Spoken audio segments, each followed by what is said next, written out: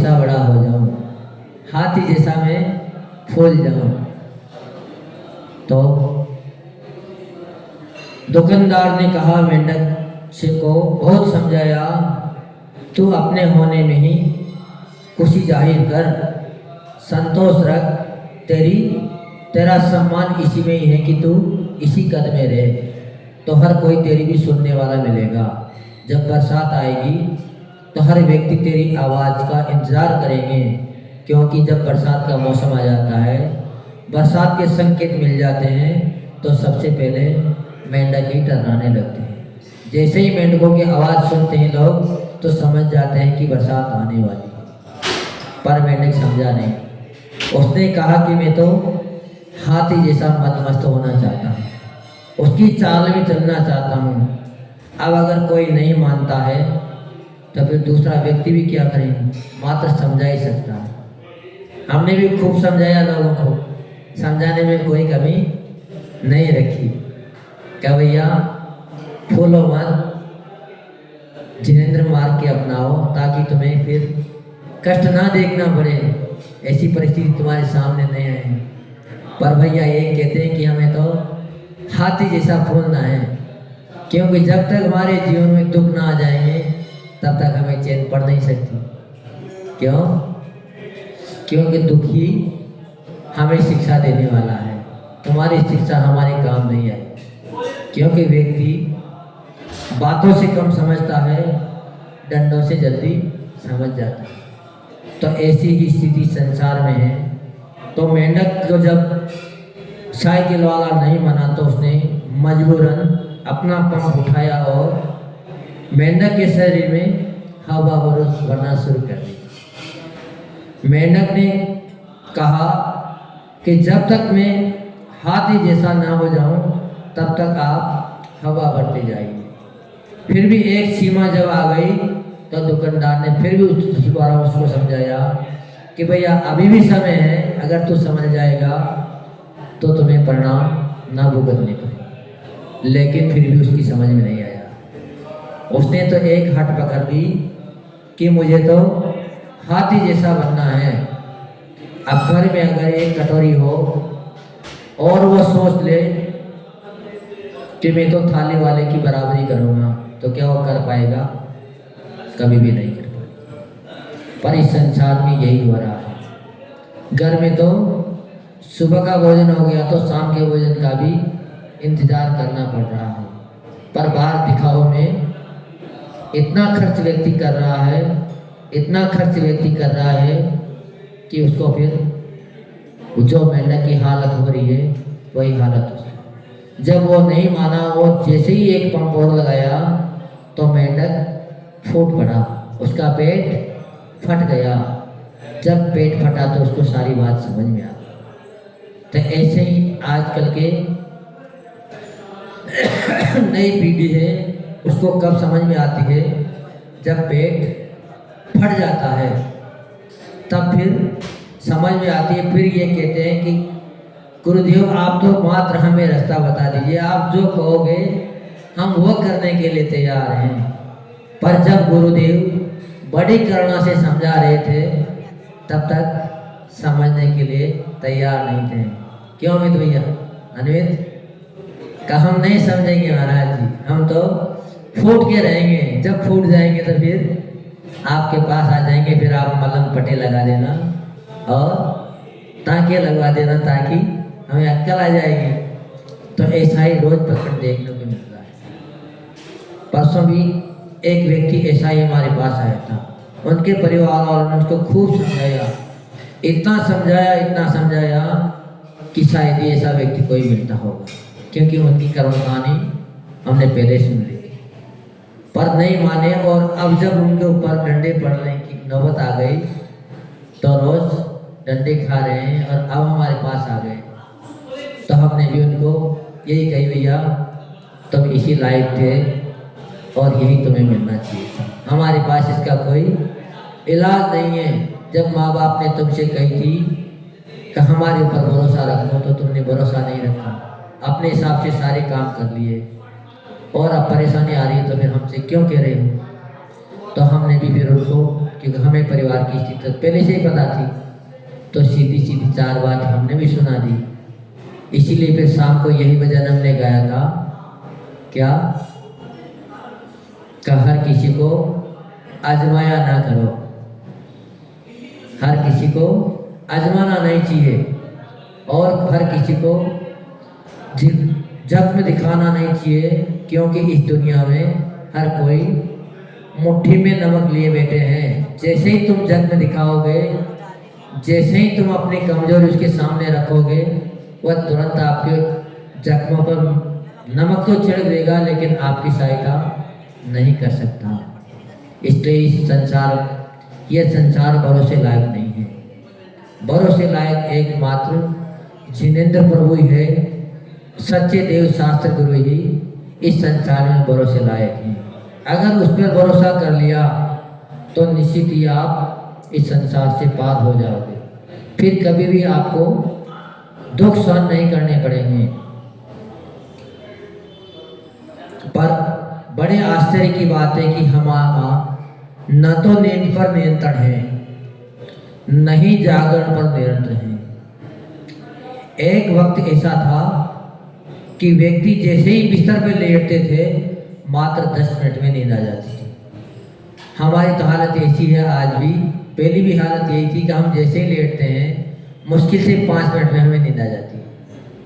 5 minute से ज़्यादा कभी भी आज तक हमें नींद में नहीं लगी। घर में भी यही पोजीशन थी, जैसे ही लेटते थे तुरंत नींद आ जाती थी। पर आज की स्थिति ये हो रही है कि नींद की गोलियां खाते खाते भी नींद नहीं आ रही है। लोग पूरी रात करवट बदलते बदलते निकाल देते हैं।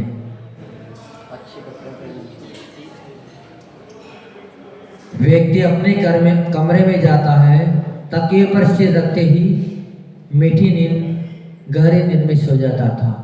पर आज आदमी की हालत है कि तकिए पर सिर रखता है और करवटें बदलना शुरू हो जाती है, फिर घंटों करवटें बदलता रहता है। पर कभी कभी तो रात भर पूरी रात ही करवटें बदलने में निकल जाती है, पर व्यक्ति को नींद नहीं आती। कारण आदमी पाश्चात्य सभ्यता में चल रहा है। आंखों में नींद नहीं आती। अमेरिका जैसे विकसित देश की भी हालत यही है, जबकि सबसे विकसित देश है, विकासशील नहीं है। विकासशील तो भारत है, विकास के दौर पे तो भारत चल रहा है, लेकिन अमेरिका विकसित हो चुका। पर वहाँ का हर व्यक्ति जब तक गोली ना खा ले नींद की, तब तक उसको नींद नहीं आती। ये हालत उन लोगों की। तो ऐसा विकास भी किस काम का? ऐसा विकास चाहते हो सब, हाँ? पर जो प्रभु की शरण में चले जाते हैं, प्रभु के सिद्धांतों को अपने जीवन में अपना लेते हैं, उनके जीवन में कभी भी ऐसी स्थिति नहीं आती। क्योंकि प्रभु कहते हैं कि दिन भर कमाओ, सुबह प्रभु की आराधना करके जाओ, दिन भर कमाओ और जैसे ही सांझ डले उसके पहले अपने घर पे आ जाओ। अच्छे से भोजन करो, 4 बात परिवार के बीच में बैठ के करो। पर व्यक्ति को ये भी पता नहीं रहता है, और कई परिवार तो हमने ऐसे भी देखे हैं कि बच्चे 10-10, 15-15 साल के हो जाते हैं, तब तक भी पिता की सूरत नहीं देखते हैं, पिता को पहचान नहीं पाते। अगर उसके पिता को 4 लोगों के बीच में खड़ा कर दिया जाए और उनसे पूछा जाए कि तुम्हारे पिता कौन से हैं, तो बेटा पिता को नहीं पहचान पाता है। क्यों नहीं पहचान पाता है? कि आजकल इतनी व्यस्त जिंदगी हो गई, बच्चा तो पैदा हो गया, पर पिताजी घर पे कब आ रहे हैं? जब बेटा सो जाता है। और कब चले जाते हैं? जब बेटा उठता ही नहीं, इसके पहले घर छोड़ के चले जाते हैं। क्यों? क्योंकि उनको मात्र एक धन दिख रहा है, उनको परिवार नहीं दिख रहा है। जिसको परिवार नहीं दिखता है, धन नहीं दिखता है, वो कभी भी परिवार को सुख नहीं दे सकता, और कभी धन से सुख मिलता नहीं। जो केवल मात्र बच्चों को धन देते हैं, उनके बच्चे कल्बों में मिलते हैं। उनके बच्चे कभी भी उनके चरण छूते हुए नहीं देखे जाएंगे। वो जब भी मिलेंगे शराब की दुकान पे ही खड़े मिलेंगे।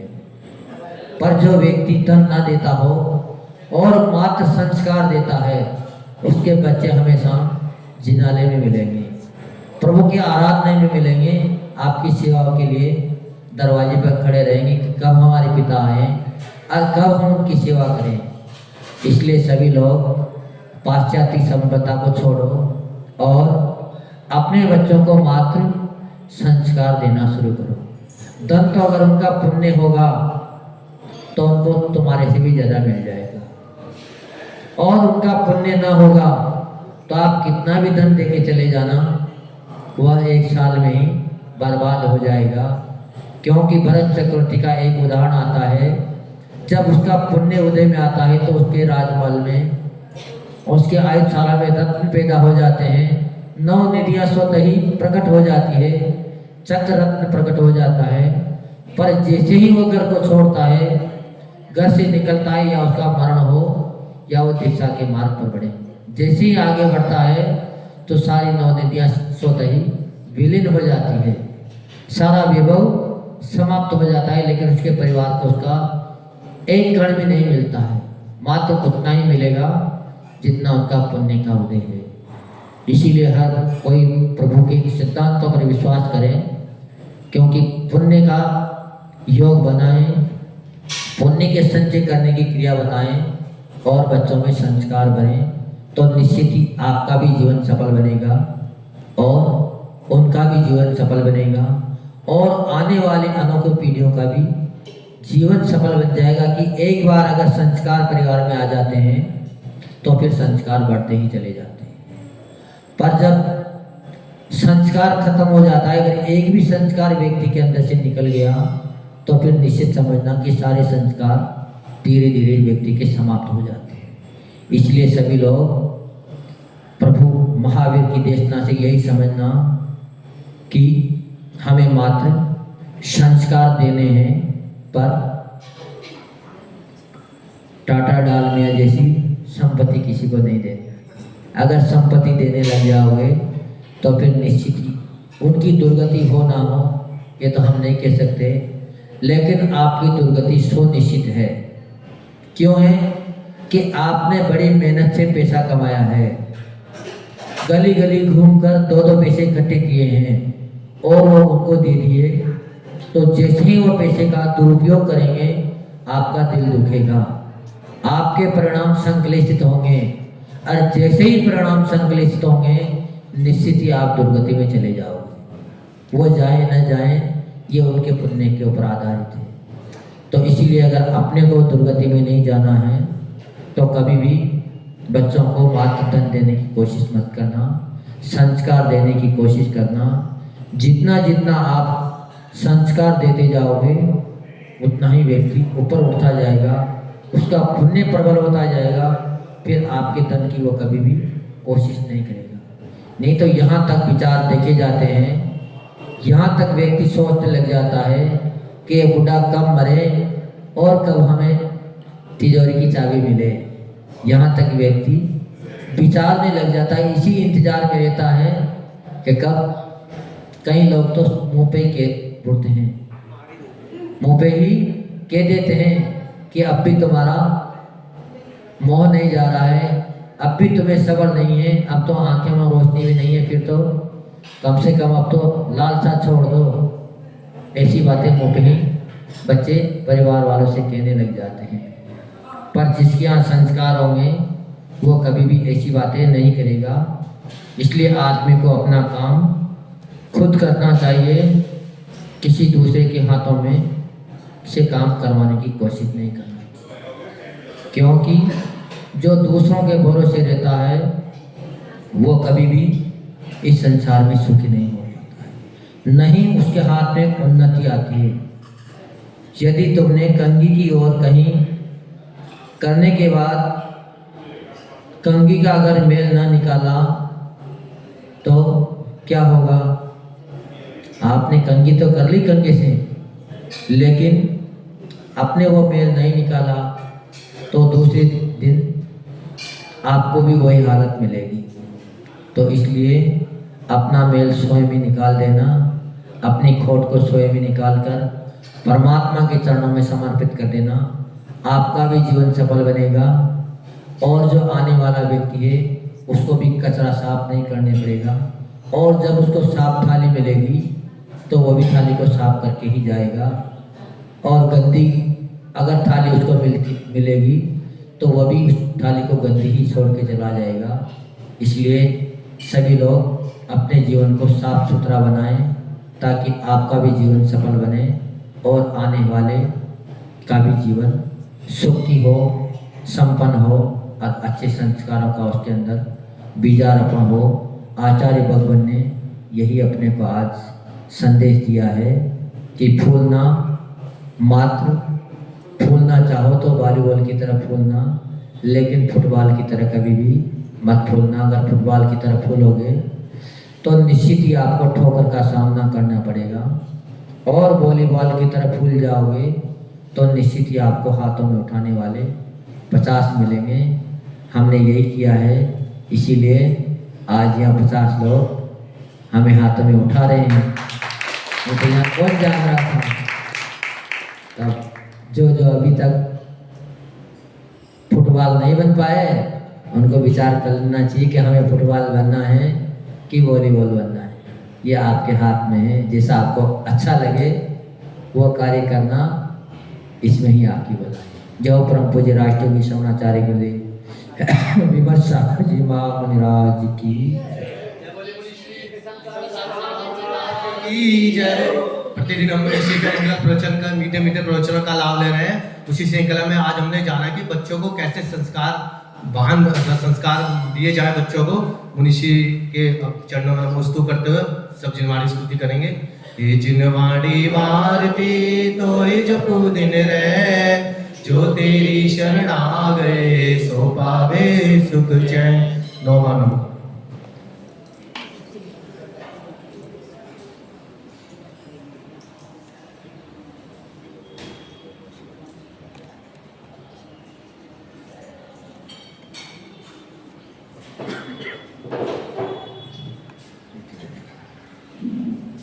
ऐसा ये देखो, परिवार में संस्कार अगर आगे से मिलते हैं तो लोग उससे जुड़ जाते हैं। अब ये देखो वीरेंद्र भैया कहाँ से आते हैं?